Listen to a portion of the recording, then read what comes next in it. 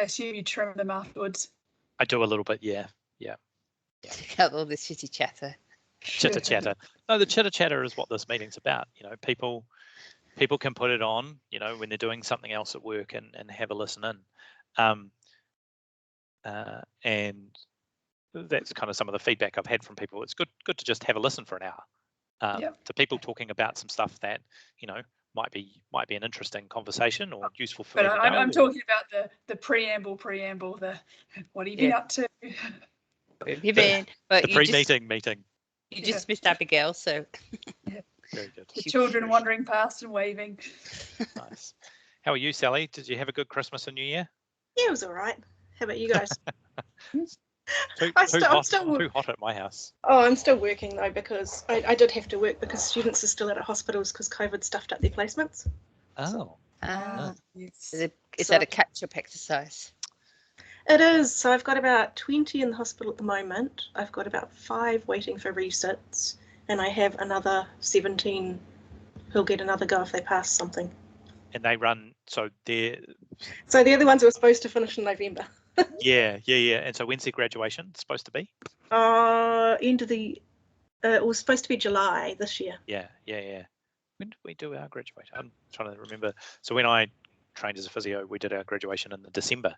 So you finished in November. Yeah, you guys graduated in December. Yeah, you guys have a yearly. We have a 6-monthly intake. Right. Yeah. It's so weird you have different graduation times.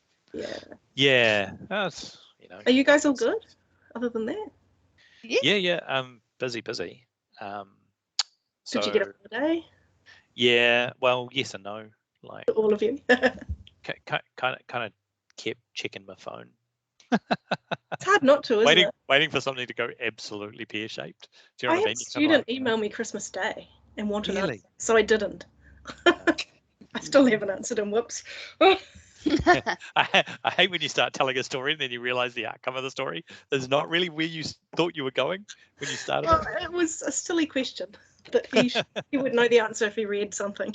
Yeah, fair enough. So that's going to be your answer to him? It will be if he asks me again. Did you read this thing? Yeah, pretty much. Yeah, fair enough. Take this as a learning opportunity. Oh gosh. So normally we start with talking about a little bit of news. So we might start with that again today. And so I'm going to kick off with a little bit of news. So we ended up having a chat with Trish Greenhalgh last night. She is a GP in the UK, and she is a professor of general practice at Oxford. They released a paper in preprint over Christmas around a study they did called Recap, which we got some, those juicy kind of tidbits out of the conversation that you never read in a dry journal. So it was really useful. So the Recap paper is, I think I've already put it up on the Yammer, but essentially was trying to predict hospital admissions out of COVID. And kind of some really cool stuff came out of it. So they had segmented their population into one where GPs were asked to complete kind of their symptom survey for the patients with COVID, and patients were then in southeast London. They have a product called doctally.com, TALY, DOCTALY, and that's like a home, patient home self-monitoring service. They found that the patient version of the same survey was better completed than the GP version, and the GPs were being paid to complete it. So that was really interesting. And what they also found was they'd built a model for predicting admission. And so if you have a look at the paper, you can see kind of some of the outcomes of that. And turns out SpO2 was a big, probably the biggest, additional factor that they could add in order to know kind of the likely outcome. But they found that a bunch of the symptom survey was more useful for them predicting risk of admission for COVID than some of the underlying risk factors. So conversation a little bit was some of the underlying risk factors are good ones for whether people need to go to hospital, but you tend to miss a cohort of people who are otherwise well, because it turns out to be a bunch of respiratory system symptoms that mean you get admitted. They found that the symptom survey collecting respiratory symptoms picked most of those ones up, so that was quite good, and so had a very high negative predictive value, so they knew if the person was answering the questions in a negative context regarding symptoms, they were going to be okay. So yeah, really interesting conversation with her, really quite practical, which was really great to talk to some researchers about the practical application of their tool in kind of in a live response.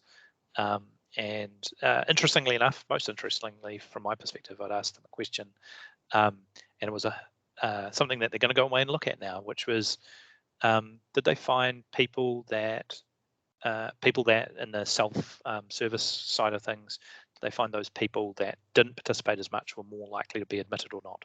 So as in the daily survey was less complete or wasn't completed more regularly, was that a predictor or not? So the lack of data, not necessarily what the data said, and so they're going to go back and have a look at that. So interestingly, they were kind of like, oh yeah, that seems like logical that might be the case.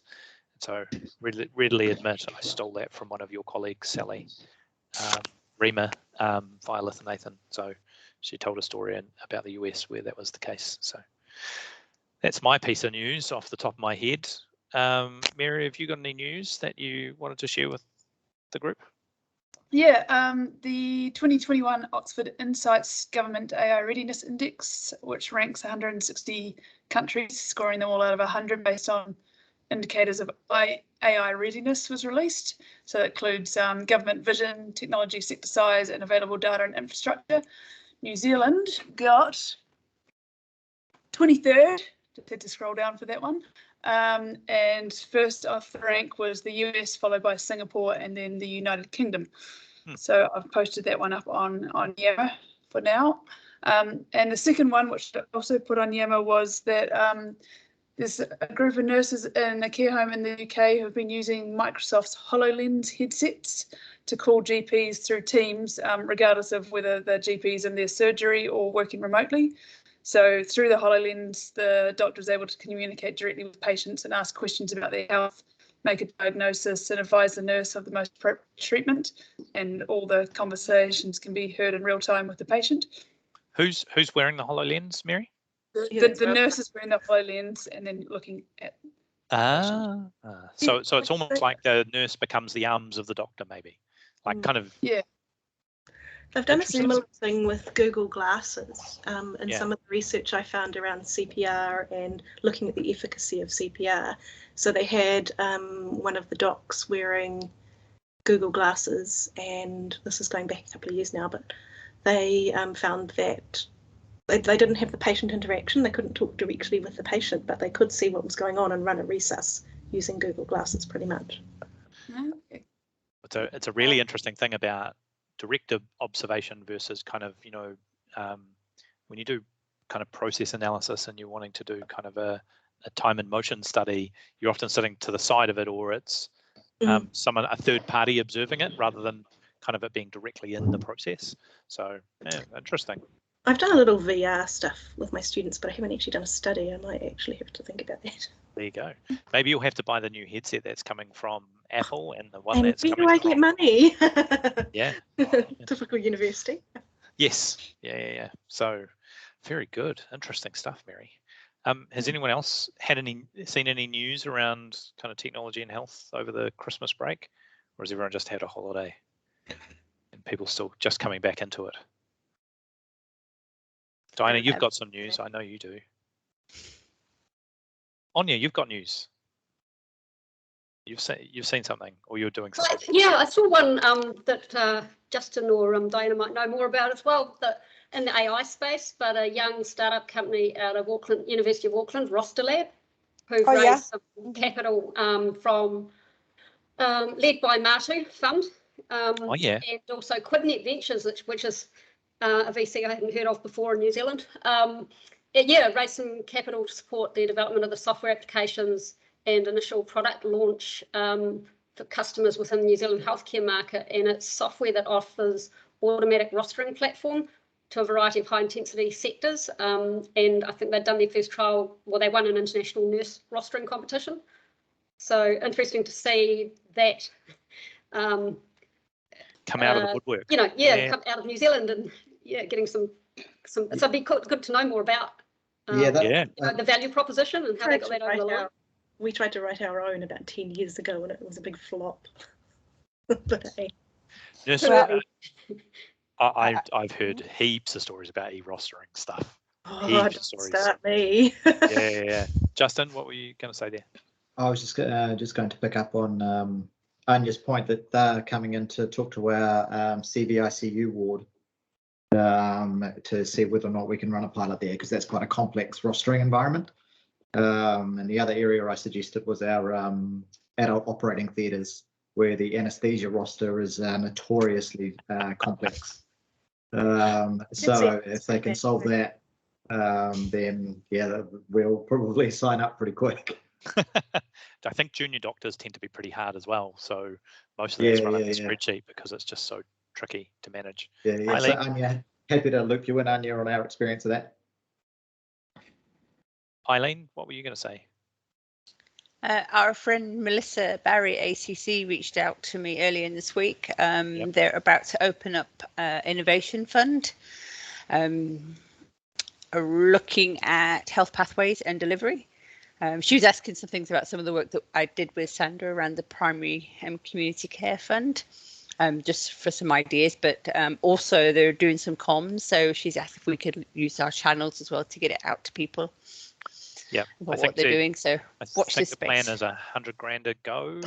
That they're looking to give out. So and I think it's EOI is the first stage, and then it will be like a pitching type environment, in front of a panel, bit of a Dragon's Den maybe. Sounds exciting.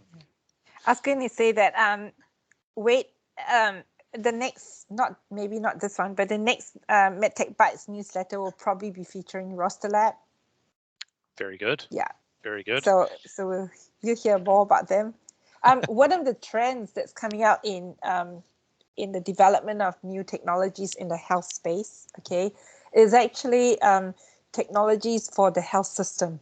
So things like Rosterlab and anything else that can make the health system more efficient. That's just popping up internationally now. Yeah, it's funny. It's funny because it was a big thing when I worked at EY in the UK and Ireland. 80% of the EY's money came from basically trying to make NHS trusts more cost efficient. So, sorry, that was inside our business unit in EY.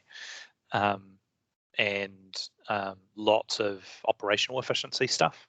So, EY, Ernst & Young, management consultancy, the devil, something like that. Yeah, won't say that too loud. But yeah, so that was a real big thing in the UK, and some of the standard stuff that happened there. So there was lots of investment in. What's your favourite topic, Mary, about the automation stuff? Process automation tools. So they were really they were really big. RPA, that's the one. So that was really popular in the NHS, kind of. That'd be my thing. 2010s. Oh, that's yours, Eileen. Sorry, yeah. And lots of robot stuff was starting to come in around the supply chain and medicines and labs and all that sort of stuff. So it seems to have been a lot slower here, which surprises me a little bit, but maybe not. Sally, what did you want to say? Oh, I was just going to add news when you guys finished. Oh, yeah, go. Tell us, what news do you? It's not huge, but a couple of days ago, I got asked to join W3C, Mobile App Development Guidelines Task Force. Well, that sounds interesting. I know, we'll see if it actually comes to anything, but it's run out of Boston. And there's people, well, there's 3 new people, me, someone from the UK, and someone from Google. Nice. Oh, nice. Mm-hmm. So do you earn consulting fees for doing that? No, that's the problem. That's the problem. And so anyway, I wish I earned consulting fees. I still have no idea how to do all that part of academia. Well, I'm sure you'll get there. Little bit little bit of other news. So I was talking to Europe to Liggett yesterday out of ESR, and some of you'll be familiar with Genomics Aotearoa. Something that we might be looking to get off the ground in the next kind of month or so is some standards, maybe a HISO standard around genomics data storage and management.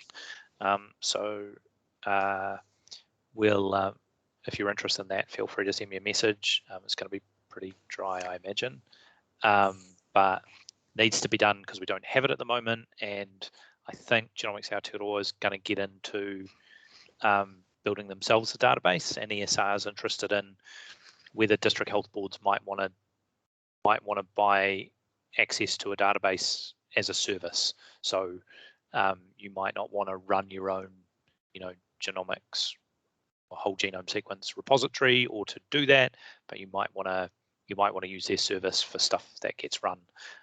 So interesting kind of thought about how we do some of that stuff and try to keep connected between kind of the research space and the clinical delivery space, and then more the science space with ESR. So that'll be coming up, and obviously standards don't determine the software you use, but I'm no doubt going to find out that there's much more complexity in this than I'm otherwise aware of.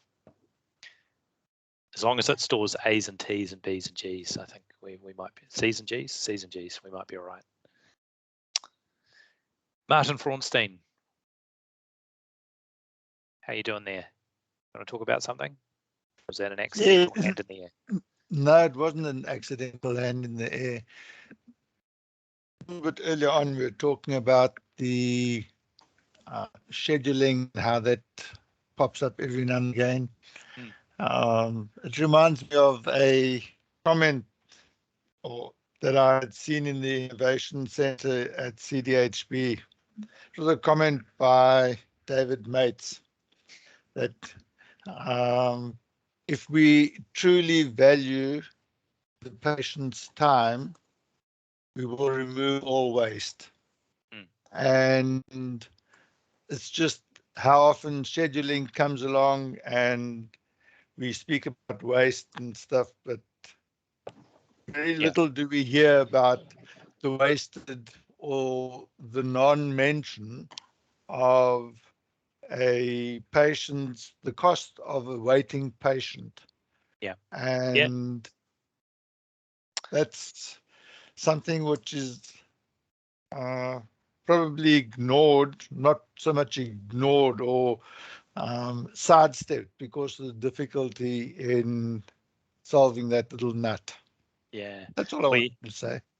Yeah, I can riff off that for a long time. So, the health system builds waiting rooms as much as it builds, appointment rooms and hospital beds. And we had Ken Whelan was the CEO in Capital Coast for probably 11 years ago now, and talked about if you added up all of the time we actually spent doing something for a person when they're an inpatient, it doesn't add up to even sort of 10% of their hospital stay time. So, they're in hospital lying in a bed for a long time just waiting for things to happen.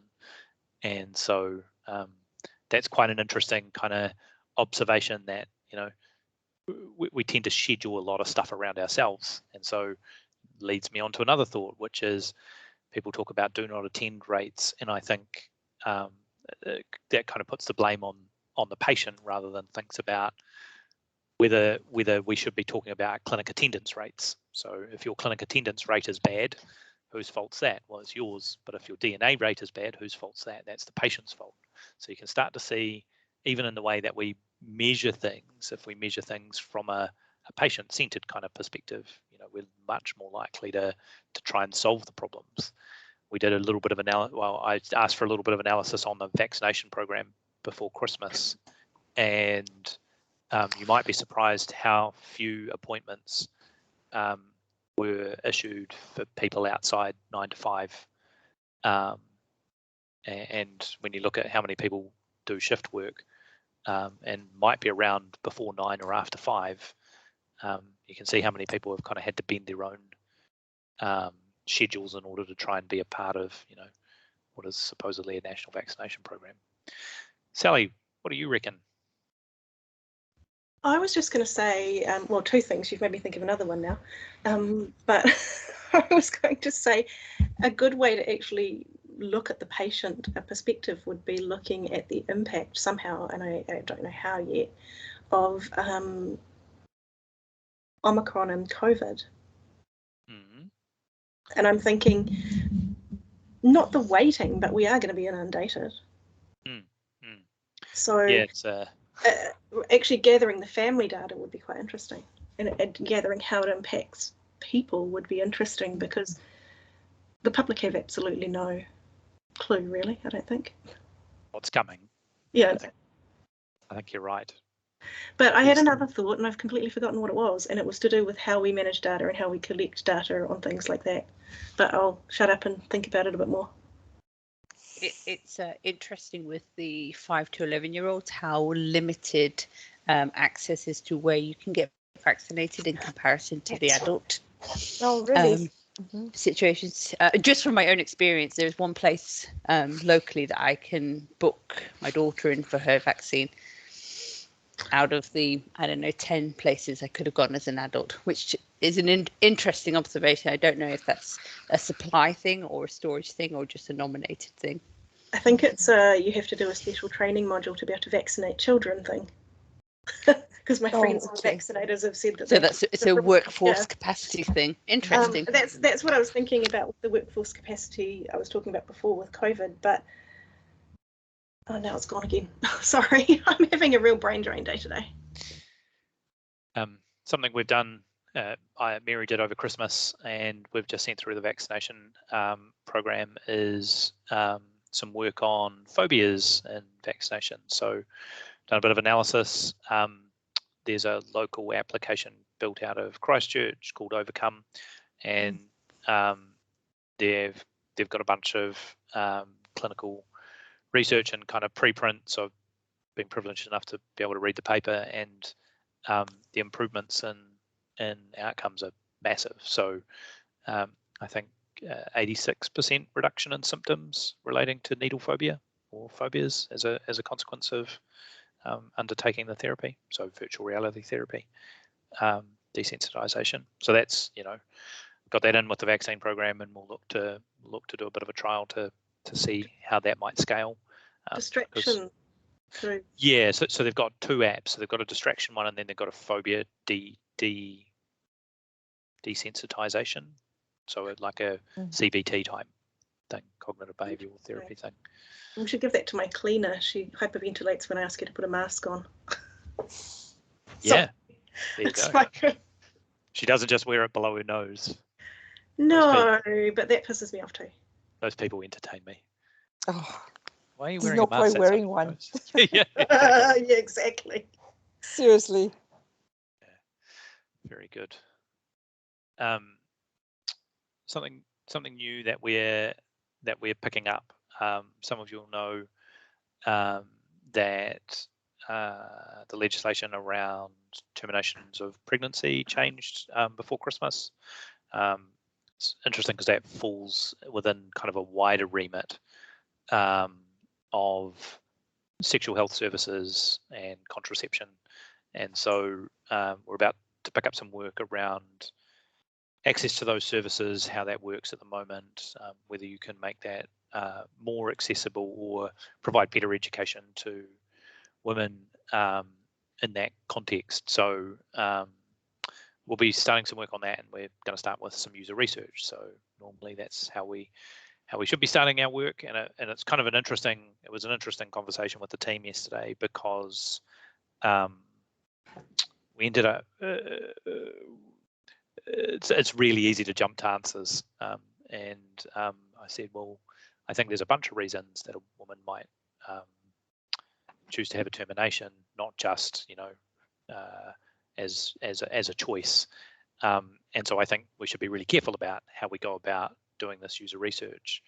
And so it was kind of quite an interesting conversation, even with people that ostensibly know a lot about the process and kind of how it works and how they fund it and all of that, to say, oh, no, we need to go all the way back to the beginning on this, because we actually need to understand, who these services are for before we try and decide what those services are or how you would design them. So that was quite an interesting conversation to kind of, for them to then go, oh yeah, that's a really good idea. So we have to kind of go right back to the beginning. And it seems sometimes that and you know, I'm as guilty as everyone else on this, but kind of like to jump into what the answer is for people like you, rather than necessarily thinking about who the people are that might want the service. Because one of the conversation pieces was, how does the National Travel Assistance Program fit into this? So obviously, you know, access is a thing, and it might be something that, so we offer the National Travel Assistance Program, but it might be something that there's a join up on those two things. So yeah, I thought that was quite interesting. That, you know, it is so easy to kind of jump into that solving the problem space before you spend enough time on the whose problem are we solving. Something else, so been a busy 2 weeks since I've been back at work, done lots of things, came back on the 10th. We had a call with Israel in the first week back. So there's a product, and Dinah, I'm really interested in your opinion on this, so you might do a little bit of Googling while we talk. But there's a product called Binah.ai, so BINAH.ai. So we had a chat with them, and they do something called photoplasmography, is I think how you say it, and they do remote photoplasmography. So most photoplasmography is direct photoplasmography, and what that is using reflected light to measure physiological stuff. So on an SpO2 monitor, it pushes red light into your finger and measures the reflectance. So these guys in Israel have been using the front-facing camera on phones to do the same thing. And so I got a copy of their app downloaded. They're going through FDA's approval process. So they take frames out of the photo, out of the video, and over about 60 seconds, it slowly gives you, or quickly gives you, heart rate, and then gives you respiratory rate, oxygen saturations, and because it's got respiratory rate, heart rate, it gives you heart rate variability as well, which is interesting. And then they've just added blood pressure monitoring to it as well. And I'm kind of, holy crap. So this is some really interesting stuff. And like I said, they're going through an FDA approval process at the moment. But yeah, well, I don't know, Sally, but presumably, so there's some pre-reading, some open source pre-reading that I could send you. I imagine this is the secret source, and there's some conversation about how reliable it is. But I'm assuming. Did you test it with something while you used it, or? So I think, yeah. So my watch has got oxygen saturation and heart rate, and that stuff works really well. So, but obviously I'm a well person, so maybe it doesn't work so well if you're not well. So I'm assuming as they've got TGA Class 1 approval for their product, and so this is the FDA Class 2, I think. So Class 2 medical device. So it'll be really interesting. And Diana, I suppose the question I've kind of got for you is, no doubt this is not easy, but they're making a lot of money out of it. So their licensing is not cheap. But when you look at it, you kind of go, much cheaper than sending people an oxygen saturation monitor, you know, because they use their phone to do it, or they use their webcam to do it, rather than having to post them out a thing. And then, you know, the other thing they talked about was kind of transcription error. So I don't know if any of you saw in the UK when they were rolling out the vaccination program, they managed to vaccinate someone someone with a huge BMI, because they'd measured the person at 63 centimeters rather than 6'3". So you can see that, you know, data transcription error is kind of an interesting problem statement. But yeah, so had a chat with them. Really interesting product, really interesting kind of question about reliability. There is quite a bit kind of coming out around it, but yeah.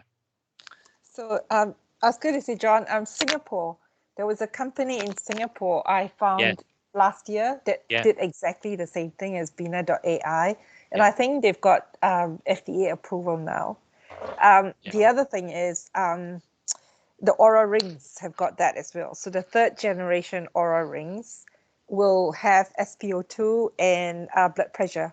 It doesn't have that at the moment. Okay. Yeah. But the 3rd generation ring has got real-time heart rate. And I think that the key thing here is not the definitive number, but you look at your trends when you're healthy. Yeah.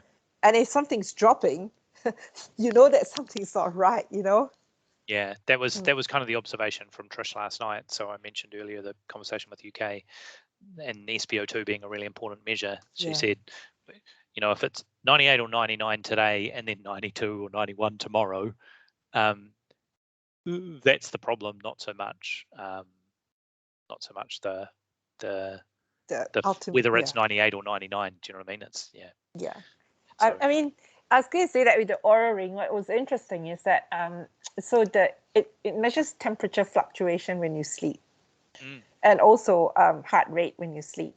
And the other day, I think I must have had really bad hay fever or something, and you could pick it up because it was disturbing my sleep, you know, and I could pick it up just right.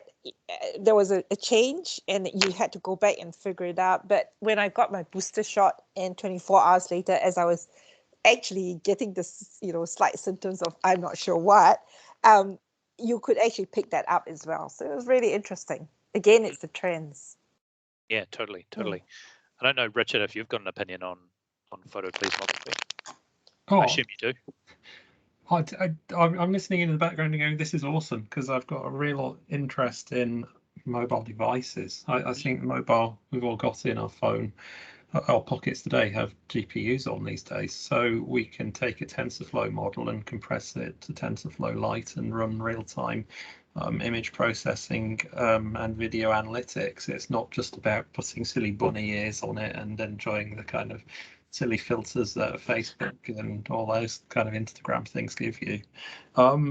So it's a real kind of, I'd love to get more involved in that. There's a heap of ESR researchy type projects. And things like Lumi have kind of pushed the ground a bit. But it's one thing I've kind of talked to my line manager about, saying we should get some students to do some stuff in this space. And I think kind of I'm listening in at the background, so I kind of kia ora koutou everybody. I'm Richard Dean. I'm a data scientist here at ESR. Kind of been a bit sidetracked by COVID recently, but also I cover the whole organisation, not just health. Very keen to talk to you guys and John and hear a bit. So I've been sitting in for the first half hour there. A couple of observations though, like John, you kind of be surprised that we're slower than the UK on some of this stuff, and that we're 23rd on the AI readiness. So I guess the question for the group and the kind of people on this is, how are we going to improve that? And how can we kind of push that forward? Because there's heaps of cool stuff coming in AI. And I think as ESR try and roll out more of our data science and get more into machine learning and AI, pushing the bounds, we're seeing some good projects coming out of environment and forensics. The genomics has been, I guess, a big thing in health, but there's a hell of a lot in health AI and type of medtech stuff that we see with Diana's really, really awesome. And joining it up and kind of seeing what's the vision, how can we join up a relatively small country? And I think we've got that opportunity to be wonderfully dynamic and test stuff out. So that conversation at the start about the predicting COVID symptoms, kind of want that now. Really, like today, tomorrow, if not by the end of next week, we're far too far behind, because we expect we're going to have a lot of cases in the community. Self-monitoring, if I look at the 3 stages that were announced yesterday, you kind of see by stage 3, you think that the amount of kind of the manual processes to check in with people cannot continue. So you want mobile device kind of check-in, and I kind of want I want that AI today, so I can see how people are doing, because when data comes into ESR, we get the PCR test, we get the positive and the negative. If we switch to rat tests, we don't know the positivity rate for all those cases. having an idea about how people's symptoms progress from day 1 to day 7, and say, all right, this guy's got better, and then at day 7 actually somebody looks like they're starting to deteriorate, they get more symptoms, they look like a hospitalization risk, is the type of stuff that we should turn from a single point in time, one line in the database that they're admitted to hospital and they recover, to we get more information about people and we know how COVID in the community is kind of looking, and whether we see one, 2, 3 different types of genomic strains. We know we've got some Delta, we know we've got some Omicron, and then we know we've got some sort of lineages within that. And if we can collect more data, we can start to kind of understand that there may be tweaks and changes there. So more data is awesome, and very keen to, I guess, push that photoplasmography stuff. I don't know, but that sounds awesome. So I would love to get more involved in joining up New Zealand, really, because I think we've got loads of opportunities to try these things out on a small population and test bed. That should be my aim for 2022. I think that's a really interesting observation, Richard, about trying things out. So by the end of this week, we should have it in place that you'll get a text message notification if you test positive.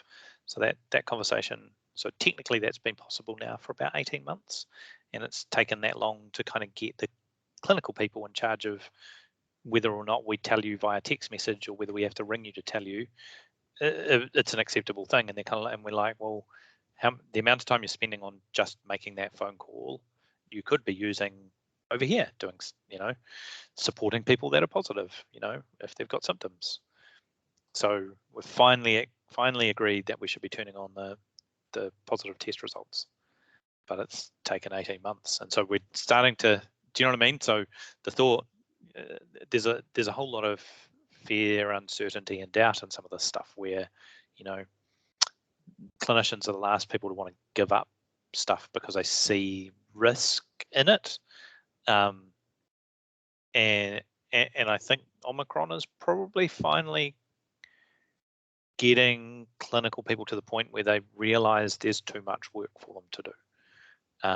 And so unfortunately for us, it's taken them until now to realize that, there's a bunch of things we could do. And as long as we've got a safety net underneath it, which is, if we ask you to provide your contact tracing data and you don't,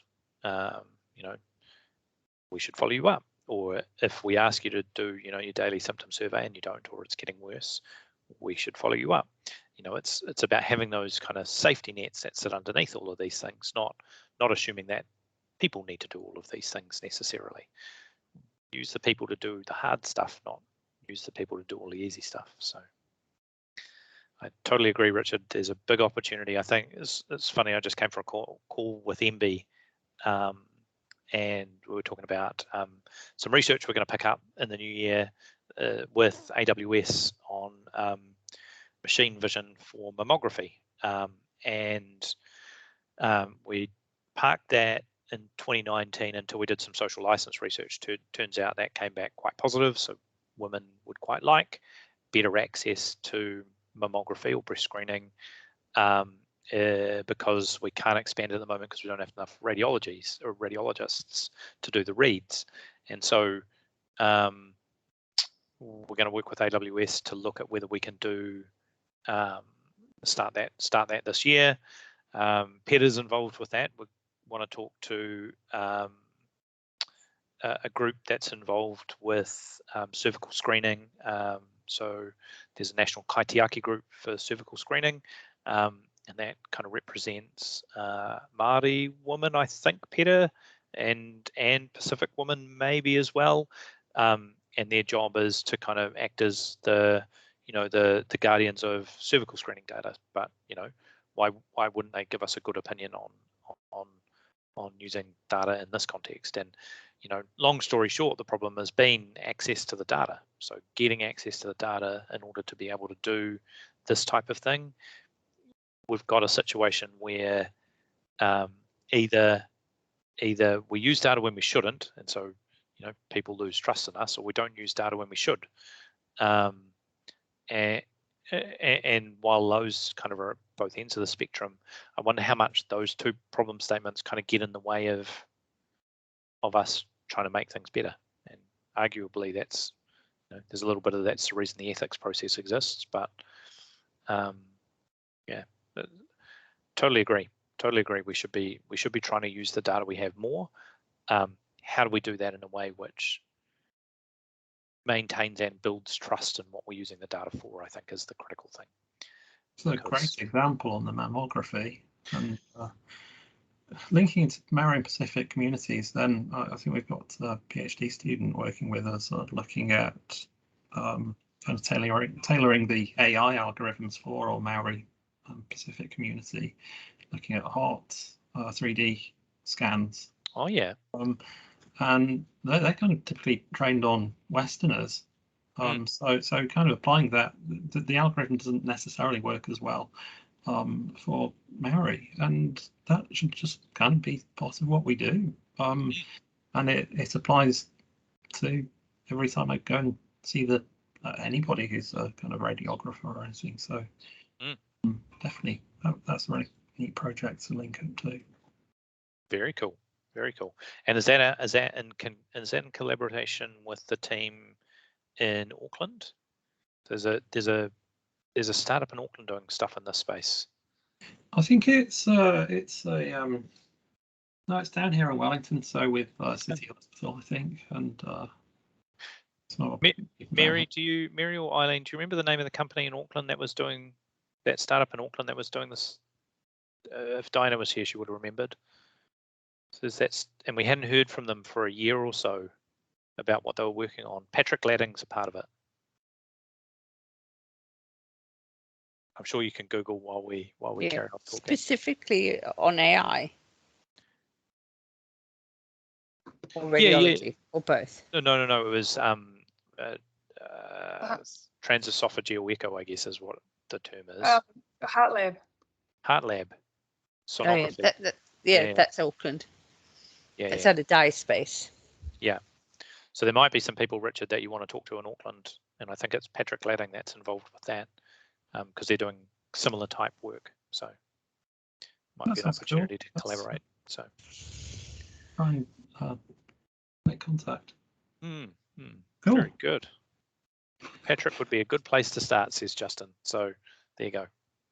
I think we're part of NVIDIA's Deep Learning Institute these days, so they slip Miles a load of their tech before anybody else gets it. So he plays for lots of stuff around sequencing. But I think one thing that we've always been quite keen on for the last 2-3 years has been around 3D. We live in a 3D world, and it's as relevant to our forensic science and our environmental science as it is to health.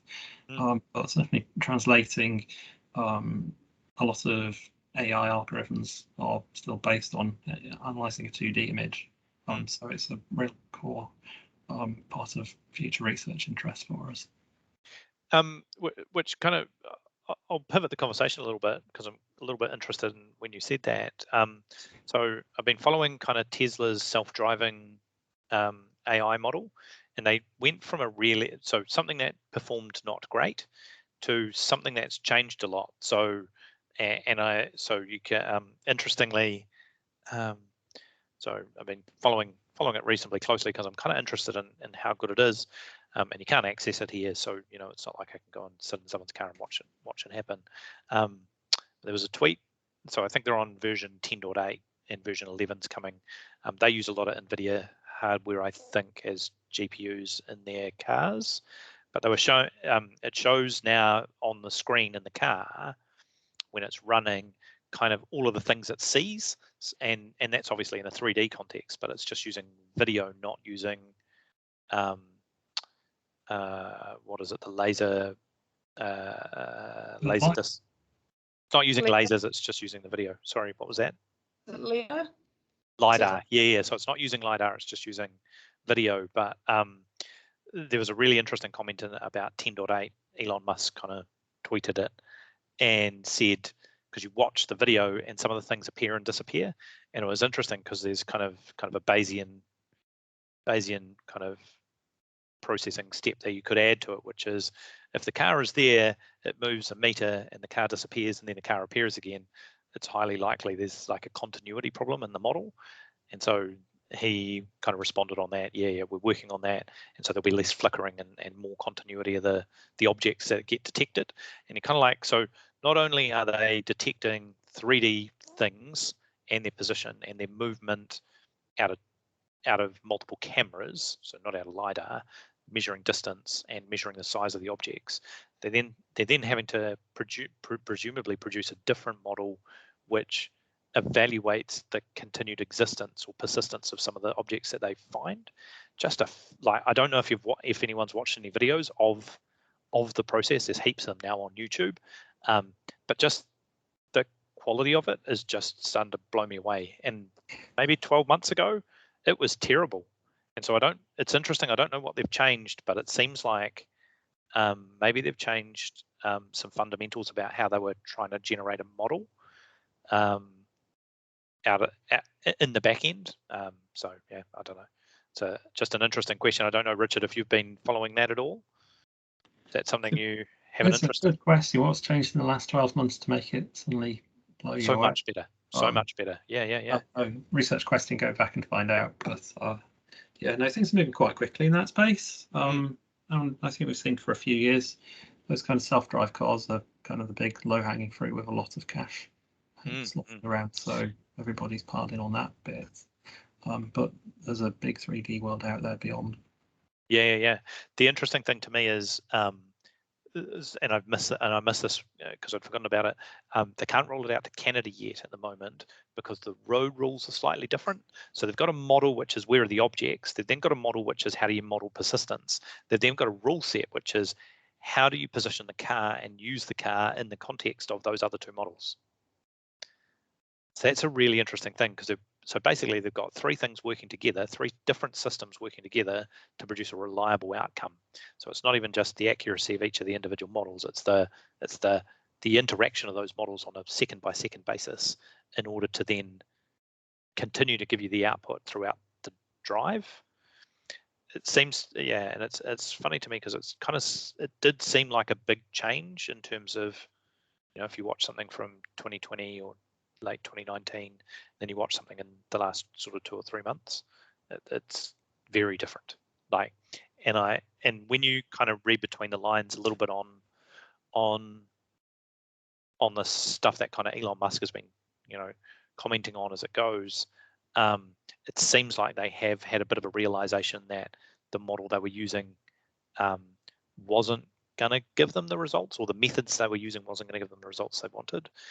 And the other interesting thing that's kind of changed in that period of time as well is something like GPT-3, is that the term? GPT-2, GPT-3, the general language AI model that's come out of Google has appeared in that interim period as well. And you kind of wonder, have they learned something from that process, out of some of the math that's been developed for that, or is that just big number crunching, which has led to a fundamental change in how they are trying to implement that as Tesla? So lots of interesting questions in that space, because I can see some of that applying to us, come down the path. Long story short. We had a few good conversations with colleagues in transport, Ministry of Transport and NZTA, and they were really keen to, I think they're working with Canterbury on trying to get lots of foreign self-drive car trials down in Canterbury. And they've had some student projects, PhD students working with Canterbury on that.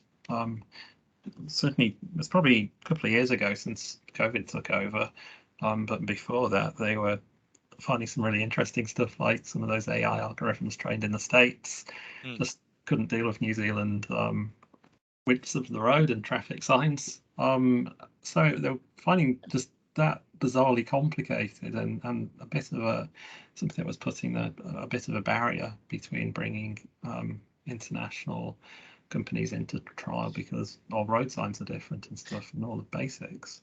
Yeah, it's interesting. So you can be a 15-year-old human, 16-year-old human, and be relatively easily licensed to drive one of these things around. And we've got computer systems, which are billions of dollars on, and we wouldn't trust them. Do you know what I mean? Like, wouldn't trust them to even have a go.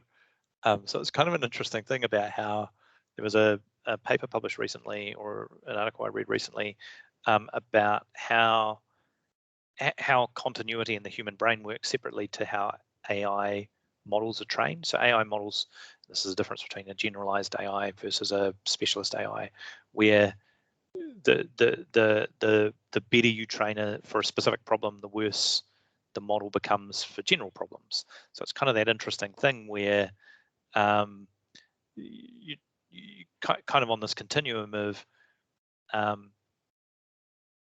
am I trying to solve a problem, or what problems can I solve? So yeah, I find it a really fascinating thing. And the reality is, ironically, I don't think the math is that hard in machine learning. You know, it's a large number of parallel computations, hence GPUs are useful.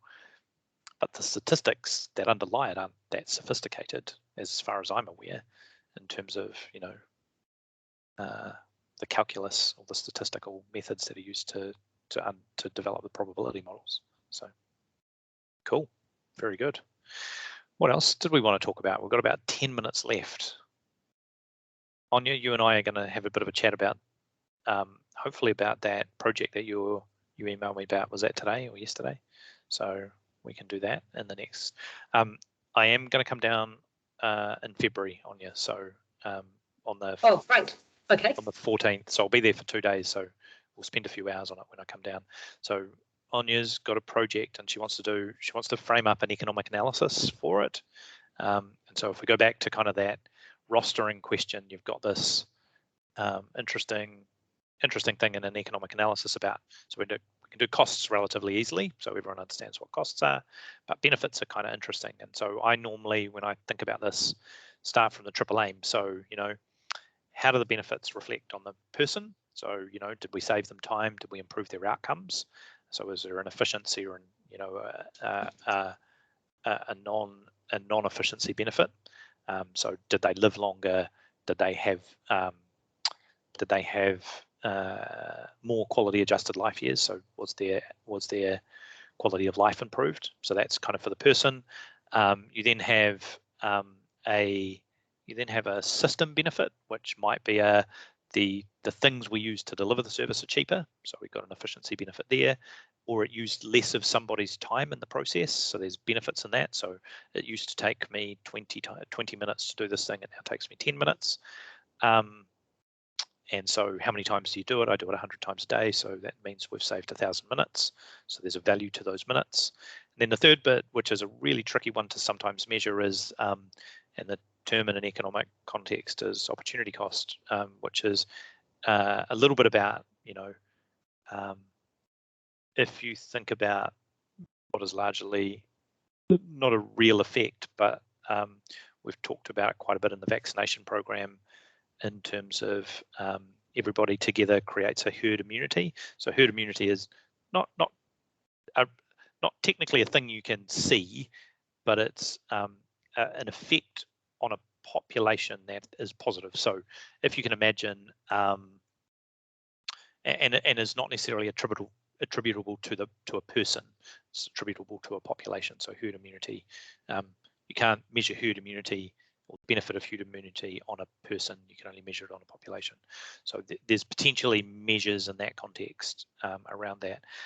One of the interesting things, particularly in that kind of middle group of benefits, where, you know, someone saves some time or something costs less, often when people do their economic benefits, there's kind of two different ways you should think about it. So there's one which is, you know, non-cash releasing benefit. So, you know, technically speaking, you've saved 10 minutes, but the problem is we're hiring that person 8 hours a day, and so the fact that they're now working for 7 hours and 50 minutes instead of 8 hours, you're not getting a lot of benefit from that, and so that gets writ large in a hospital context. So a classic thing is a ward, you know, might have 24 beds, and someone talks about saving a bed, until you realise that saving a bed doesn't save you the bed, so not a physical bed, doesn't necessarily save you enough time on any person's job to change the number of people that are resourcing it. And, you know, when you look at nursing ratios on a regular ward, Normally a nursing ratio is kind of a 1-to-4 ratio by standard. You know, by saving a bed, that's still only a quarter of a nurse's time. So, the reality is, unless you're closing a ward or you're closing enough of a ward that you're changing some of these fundamental fixed costs that are associated with what is a smaller unit of measure, you're not actually saving money, but you are creating capacity in the system to save money. So you need to then start to add some of these things together. And I think, Anya, that's kind of where your benefits are going to be in the context of what we're going to talk about, where doing one gives you some space to do another one, which gives you some more space, which at some point, as you add them together, that's when you start to realize benefits, but not individual ones themselves. They kind of have an additive benefit or a multiplier effect, I think, is probably the way to think about it. Sally, do you have any thoughts on that space? Because this probably, nursing staffing wise, that's right. I was just writing. That's I saw you start to laugh. Comment about nursing staffing. I'm using UK numbers there probably. Well, here they do try and keep a ratio. Yeah. But in reality, it really depends on where you work, because in my experience, I was ED for years, and the wards would get 4 patients, we'd get 8. Yeah. And the surge capacity, for example, what was I going to say? I was always getting taken out of ED to be put somewhere else, among other things. Yeah. And they just move around the staff, and sometimes moving around the staff isn't the most economical way to do it, because there's a lot that they don't know the nuances for and stuff like that. So that would be something really cool to understand. Sorry, I got a bit distracted. I was trying to make a cute comment about reality of staffing and nurse ratios, but oh, totally. Then you asked me a question. Yeah. I saw the glint in your eye and thought, oh, well, let's just let her talk about it then instead. She doesn't need to make the cute comment. I know that or you can still make the cute comment as well. Other countries mandate ratios, and we don't. In Australia, my friend in Australia, who worked here and then over there, is appalled that we haven't even gone halfway there yet. Yeah, I think some of that's starting to change with the CCDM stuff. So starting to hasn't fixed it. When I was in Ireland, it's another bugbear, because you hear what happens on the ground and then you hear what is supposed to happen. And I understand both worlds, but they don't seem to understand each other. Yeah. It's a really interesting problem so for some of you who won't know, the health system probably spends, I would say, somewhere between 70 and 80% of the 20 billion on staff. And you obviously heard the story at the start. There's a startup that wants to do e-rostering, and we've never really done good e-rostering. And there's a little bit of that complexity of the skill sets of the staff are very specialized. So you kind of have to have the right skill mix, is the term that we use.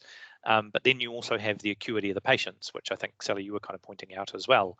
And so and so there's different methods for measuring that based on you can use early warning scores often, so how conscious.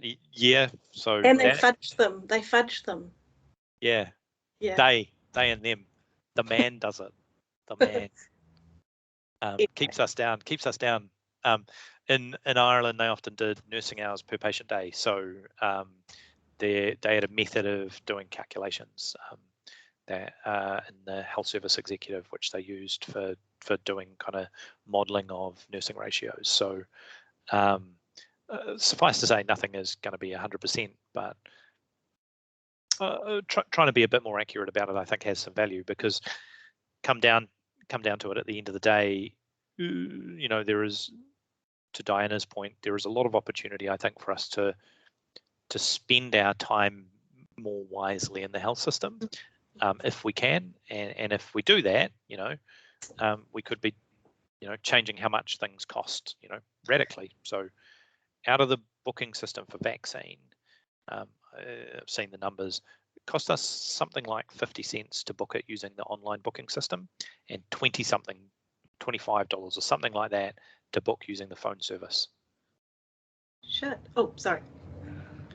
So 2 orders of magnitude difference, per use between those 2 methods, and that so that's kind of that's the interesting thing is, where are those places where clinical people are doing things that they feel are wasting their time, and are there legitimate alternatives where, you know, the cost to serve on it, you know, would make a massive difference?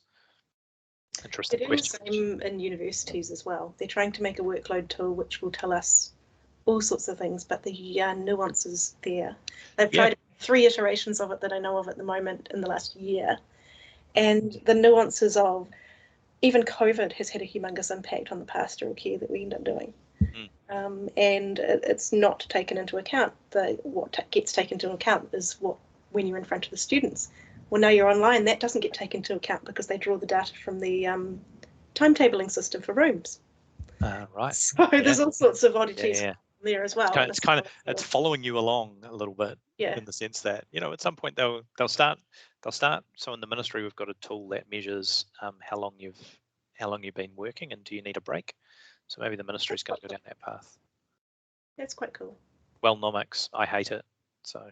Well, no, it's quite cool that it will remind you, because I never take a break. I forget to take. Maybe you should download it and have a go, Sally. Interesting chat. Very good. That's a whole hour gone, with lots of talk about lots of different things, and we'll have another conversation in a couple of weeks. If you see anything in the next couple of weeks that interests you, or you are now watching this as a video after we've all talked, and you want to come along next time, feel free to dial in, either look it up on the Yammer or get in contact with me, Mary, or Eileen, and we'll add you to the invite. So thanks a lot, everybody, and we'll see you in a couple of weeks. Thanks, John, Mary, and Eileen. Cheers. Have fun. Bye, everyone. See ya.